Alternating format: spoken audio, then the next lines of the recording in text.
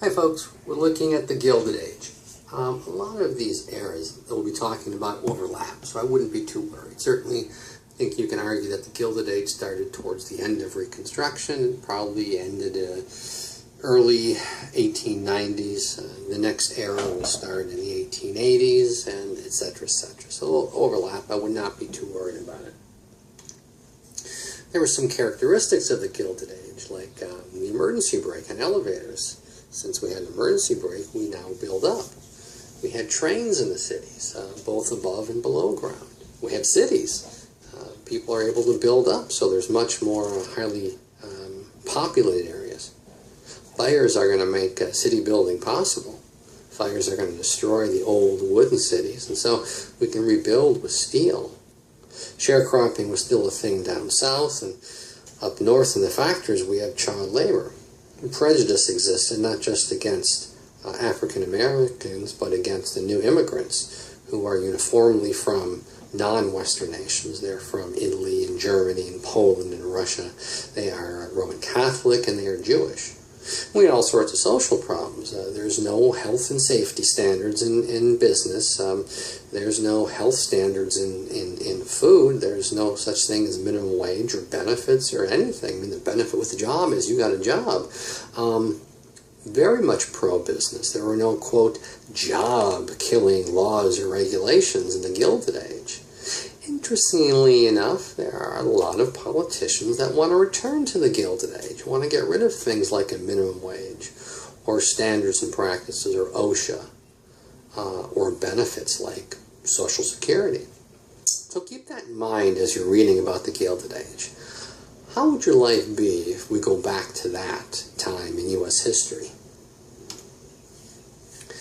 We have the Great Fire of 1871, 2,400 people killed and 1.5 million acres scorched. You're probably thinking Chicago. No, this is the Peshtigo Fire from Peshtigo, Wisconsin. The reason why you never heard of the Peshtigo Fire is because it happened the same day as the Chicago Fire. The Seattle Fire in 1889. Interestingly enough, the folks in Seattle did not remove the charred remains. They just dumped ground on top of it. So you can go to Seattle and take the underground tour. It's quite fascinating. Also makes for a very unstable city, earthquake-wise.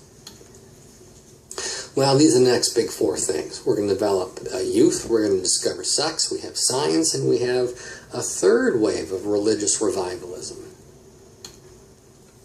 Youth. We start to develop this idea of youth, that children are inherently different than adults. We used to treat children just like short adults. We had the same prison systems. We had the same ideas of their family obligations regarding making money. But then some folks started to talk about children as possibly inherently different than adults. That they need different things like laws to keep them outside of factories with a lot of whirling blades and other dangerous machines. Maybe they should not be sent to the same prison as rapists and arsonists and murderers. Well, we also have something called the New Woman. The New Woman was slightly more independent. One interesting aspect about the New Woman was called, I'll get to that, I think, in the next slide. Just like there was a new role for women, and one of the characteristics of the New Woman was going to college. College used to be a place for men. Going to college increased your manliness. Well, now that women are going to college, men are going to have to up the game in college, and so masculinity takes on a new turn, and it's violent sports. Boxing and football. Football is wildly popular in the 1880s and 1890s. Every college has a football team. And, well, football was very dangerous.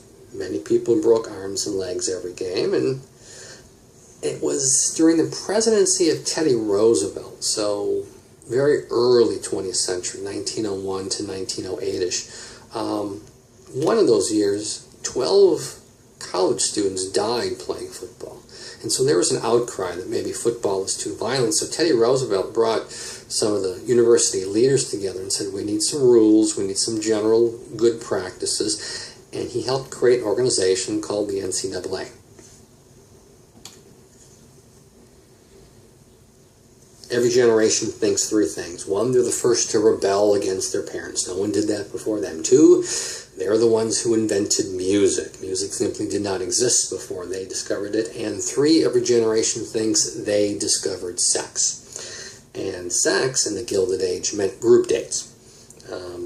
The parental idea was you can't get pregnant, there's a whole bunch of you. We also have something called voluntary motherhood. This crazy notion that women should be in charge of their own bodies. That there should not be another person or government telling women what they can or cannot do with their own bodies. What a progressive idea.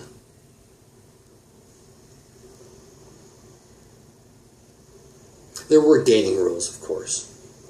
Men still picked up women, but we don't have a lot of arranged dates or arranged marriages for that sake. When they did go out on these group dates, one thing they did was called smashing,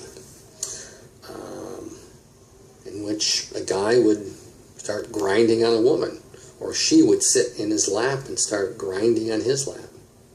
Jack Garland is one of these guys who went home and wrote in his diary about how many women he smashed with, how many women he grinded up against, and how many women grinded on him. Science was in its infancy. We still have medication that is based on alcohol or opium. You take either one in enough doses and that'll temporarily cure whatever problem you have, but the problem is both are highly addictive. Keep this in mind, there's no such thing as illegal drugs. It's a very 20th century phenomenon. You'll hear every once in a while someone says, I'm not religious, I'm spiritual. That's how Americans were going in the Gilded Age. They more and more left the established churches or the established denominations, and they became more interested in a personal relationship with God. Churches also launched global missions. But there's this need abroad to convert these people. There was a tremendous connection between nature and faith. It goes back to the transcendentalists of the early 19th century. The other aspect of religious revivalism is that fundamentalism. The belief that some of these folks who are not religious but spiritual, or who connect nature with faith, have gone too far. And so fundamentalists dig even deeper, and this is a return to the notion that the Bible will be interpreted literally, that exactly what's written is exactly what happened. Fundamentalists are also going to believe that we don't need to go abroad to help people. We got plenty of poor people, we have plenty of broken people, we have plenty of alcoholics in our own backyard. And we're going to have a new religious organization established on this principle. Well, once again, 1893 Chicago Fair. Another shot of the White City. Oh, I'm sorry, that's what they called it, the White City, the city of the future. So now we're going to talk about some of the firsts. Oh, you know what? I should go back to this. That organization that's established, a religious organization specifically to deal with the poor and the broken and the sick in this country, Salvation Army. Okay, World's Fair, first. First movie. Actually, Thomas Edison of New Jersey came out with two. One was called Sneezy and one was called The Kiss. They were 5 cents each, and these movies were played at a theater called the Nickelodeon. Nickelodeons spread all over this country. And by 1905, this was a very cheap form of entertainment. The concern that a lot of Americans who, as you'll find out here, started to call themselves natives, those who were born here, the problem that they had is that what message are these Nickelodeons sending to the new immigrants about American culture? So there's this push among native-born Americans to control these early movies. We have our first pancake in a box kid, Aunt Jemima. Actually, the original Aunt Jemima was played by this ex-slave Nancy Green. She was Aunt Jemima from 1893 until 1923. Aunt Jemima played up on the stereotype of the rotund, happy female slave working in the kitchen. That she is there to serve and to make lovely pancakes with maybe bacon on the side and a big pat of butter on top. So the advertising was to remind older people of those, quote, good old days. When people today talk about the good old days, ask them when that was. And what was so good about it? Was it good for everybody? Or just their religious, ethnic, or gender? So, pancake in a box mix. It means a couple things. One, it means American society is speeding up. We don't have time to get everything out of the pantry and mix it up ourselves. Two, American economy is doing pretty good, because when someone else mixes all the ingredients for you and puts it in a box, it costs more than buying the individual ingredients themselves. So Aunt Jemima's pancake in a box mix meant two things. One, society is speeding up, and two, economically, we're not doing too bad. We have our first automatic dishwasher invented by this woman, Josephine Cochran. Problem was Josephine did not get it properly patented, so it's going to be bought or used by the Crescent Washing Machine Company, who will eventually change their name to KitchenAid. Have our first gum. A candy maker named William Wrigley Jr. Came out with a candy that would last forever. Not the taste, but the candy itself. The first one was called Juicy Fruit, and then, because the fair was a year long, he came out with a second flavor called Spearmint. William Wrigley Jr. Made so much money selling gum that he was able to buy a professional baseball team, the Cubs, and build a stadium, Wrigley Field. We have our first box cereal, shredded wheat, made by the National Biscuit Company. Companies wanted to appear to be national, that everybody all over the country was buying their product. So the National Biscuit Company, Nabisco, look at this ad, shredded wheat, 100% food. Now, why would someone need to advertise their food as being 100% food? Well, that's because there's a lot of stuff being sold that was other than food, which we'll get into, especially once Teddy Roosevelt becomes president. We have the first Ferris wheel in the United States, 250 feet in diameter, that could hold 2,160 riders. This was a great place to take your date. Although it was a public space, for quite a while as that wheel turned around, you and your extra special friend are alone.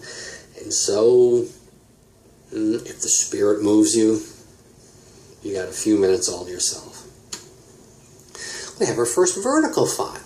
The vertical files were developed because there was an exceptional amount of paperwork and there needed to be a quick way of finding the paperwork.